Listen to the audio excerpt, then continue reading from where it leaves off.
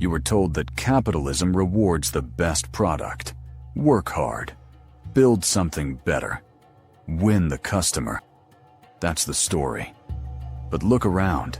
No matter what city you're in, you're probably flying on one of 4 airlines. Your phone was made by one of 2 companies. Your internet is provided by the same carrier that's been there for 20 years. And somehow, the prices just keep going up. Competition is supposed to fix that. That's what we were told. But what if competition is quietly disappearing? Think about the last time you felt like you had a real choice. A real, meaningful choice. Not just different flavors of the same thing. When you book a flight, you search across airlines. But in many American cities, one airline controls over 60% of all routes out of the airport. When you go to the grocery store, the shelves look full. Dozens of brands, different logos, different packaging. But most of those brands are owned by the same 10 companies. Cheerios, Nature Valley, Häagen-Dazs, all General Mills, Oreo, Ritz, Chips Ahoy, all Mondelez. The illusion of choice is carefully designed, and behind that illusion is something most people never see. According to a study by researchers at the Open Markets Institute, over 75% of U.S. industries have become more concentrated in the last 20 years. More concentrated means fewer players. Fewer players means less competition. Less competition means the rules change. And most people are paying for that every single day. In higher prices, in lower wages, in fewer options. And nobody's talking about it. Nathan is 31 years old. He lives in Charlotte, North Carolina. He works in logistics for a mid-sized distribution company. He makes about $52,000 a year. Which sounds okay, until you look at his monthly budget. Rent. $1,350. His building is owned by a large investment firm that bought up 6 apartment complexes in his neighborhood in 2021. His rent went up 18% in 2 years. He looked for alternatives, but the next cheapest option was owned by the same company. His internet, $89 a month. There is one provider in his building. He's called to complain 3 times this year. The service didn't change, but the price went up. He drives to work because public transit doesn't reach his area. Gas, insurance, car payment, another $620 a month. Groceries, utilities, phone bill. By the end of the month, Nathan has about $280 left. He's not bad with money. He doesn't eat out excessively. He doesn't buy luxury items. But every essential in his life is controlled by a company with no real competitor. So when prices rise, Nathan can't negotiate. He can't walk away. He just absorbs the cost. And this is not Nathan's personal failure. This is the system working exactly as designed. Here is the first hidden rule. In modern capitalism, scale is more powerful than competition. We were taught that the free market punishes bad companies. If you charge too much, a competitor will charge less. If your product is bad, someone else will build a better one. That was the theory. But something changed. When a company gets big enough, large enough to own its supply chain, its distribution, its retail shelf space, it stops competing. It starts gatekeeping. Think about Amazon. Amazon isn't just a store. It's the warehouse, the shipping company, the payment processor, the advertising platform. And it's also a competitor to many of the sellers on its own platform. If a small business builds a successful product on Amazon, Amazon can see that data. They can launch a near-identical version under their own Amazon Basics brand and price it cheaper. This is called platform competition. The company owns the playing field and plays on it at the same time. Or take the airline industry. In 1978, the U.S. had over a dozen major competing airlines.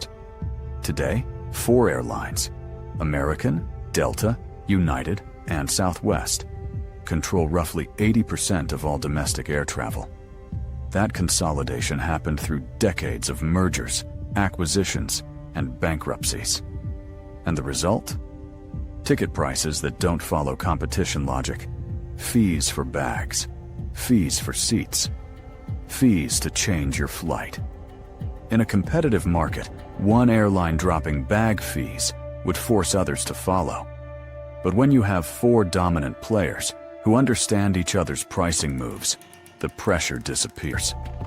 This is the first hidden rule.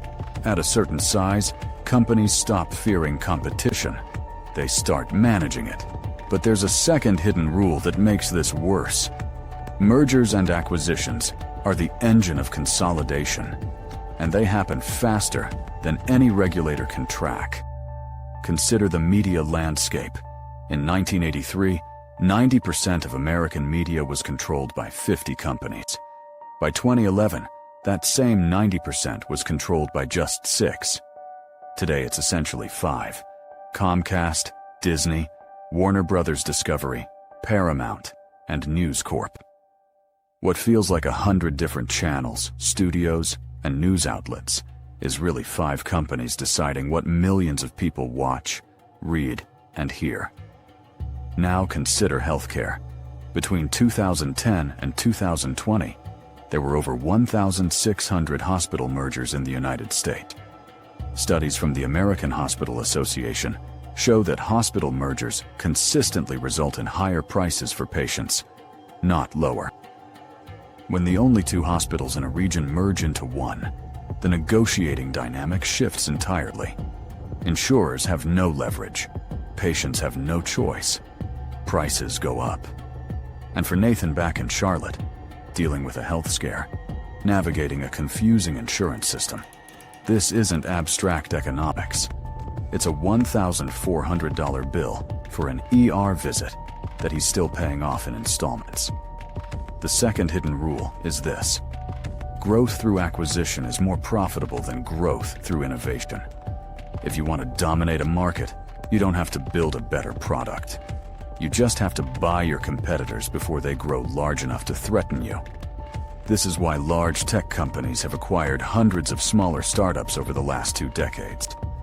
Facebook bought Instagram in 2012 for $1 billion. At the time, many called it overpaying. Instagram had 13 employees. Today, Instagram alone generates an estimated $30 billion in annual revenue. Facebook didn't just buy a product, it bought the future, and removed a potential competitor before it could compete. So why does this keep happening? Why doesn't the system stop it? The answer reveals something deep about how modern capitalism actually works.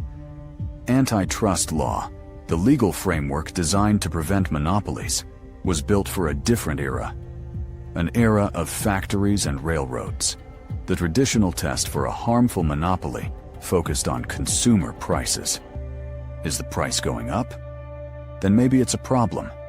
But Google gives you search for free. Facebook gives you social media for free. Amazon sometimes lowers prices to win market share. Under the old framework, regulators saw no harm. Prices weren't rising, at least not obviously. So mergers got approved, acquisitions went through, and slowly, quietly, the competitive landscape collapsed. But there's a deeper mechanism. Large corporations have access to capital that small companies simply don't. They can borrow at lower rates. They can afford to lose money in one division to kill off a competitor in another. They can hire armies of lobbyists to shape the very regulations that are supposed to control them. Between 2010 and 2020, the 5 largest American tech companies collectively spent over $500 million lobbying the federal government. That's money spent influencing the rules of the game. The system isn't broken. It's working exactly as the most powerful players designed it to work. And the people who designed it? They're not the ones struggling to find an affordable apartment or a second internet provider. Here's where the story gets uncomfortable. Because this isn't just about corporations being greedy. Greed is too simple an explanation. The deeper truth is this: consolidation is rational. From the perspective of a shareholder, eliminating competition is the smartest possible move. It reduces risk, it increases pricing power, it creates predictable returns. And in a financial system that rewards quarterly earnings above everything else, every rational company is pushed toward the same strategy. Get big, acquire rivals, dominate your sector. Consider what happened to the craft beer industry.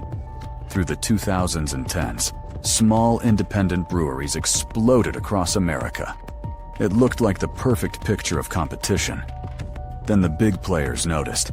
Anheuser-Busch InBev, which already owns Budweiser, Bud Light, Corona, Stella Artois, and dozens more, began buying up popular craft brands.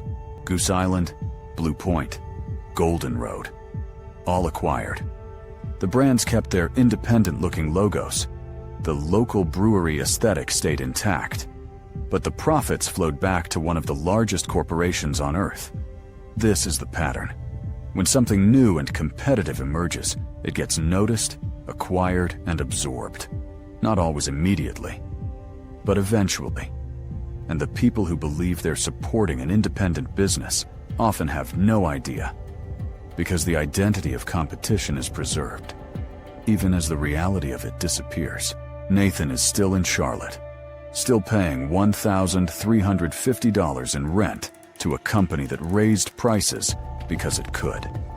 Still dealing with one internet provider that doesn't need to improve because there's no reason to. He's not lazy. He's not making bad decisions. He's navigating a system that was quietly consolidated around him while he was busy working. We talk about competition as if it's a natural force, like gravity, always there, self-correcting, eternal. But competition is fragile. It requires constant protection. It requires rules that are actually enforced.